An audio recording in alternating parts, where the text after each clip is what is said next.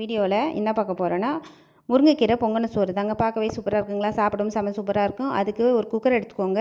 குக்கரில் 1 கப் அளவுக்கு அரிசி, 1/4 கப் அளவுக்கு துவரம் பருப்பு, 2 அரை மணி நேரம் ஊற வச்சுருந்தேன். ஊறினதுக்கப்புறமா 4 கப் தண்ணி சேர்த்து மஞ்சள் பொடி, புளி தண்ணி, மிளகாய்த்தூள், உப்பு தேவையான அளவு சேர்த்துக்கிட்டு இதை மூடி விட்டுருங்க. ஒரு 5-6 விசில் விட்டு எடுத்துக்கோங்க. நல்லா குழஞ்சி வந்துடும். குழஞ்சதுக்கப்புறமா இந்த மாதிரி கிளறிட்டு மூடி விடுங்க.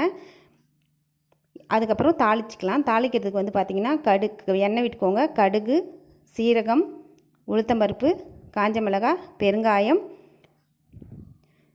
சின்ன வெங்காயம் நீளமாக கட் பண்ணி சேர்த்துக்கோங்க. பெரிய வெங்காயம் போடலாம். சின்ன வெங்காயம் டேஸ்டியாக இருக்கும். போட்டுட்டு நல்லா சுருளை வதக்கி எடுத்து அதுக்கப்புறம் சாத்து கூட நீங்கள் சேர்க்கணும். இது கூடவே 2 கைப்பிடி அளவுக்கு ஃப்ரெஷ்ஷான, அதாவது துளுத்து வரும் பார்த்திங்களா, சின்ன துளுத்து வர கீரையாக போட்டிங்கன்னா சீக்கிரமாக வெந்து வரும்.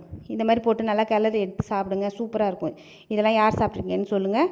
இந்த வீடியோ பிடிச்சிருந்தனா லைக் பண்ணுங்கள், ஷேர் பண்ணுங்கள், கமெண்ட் பண்ணுங்கள்,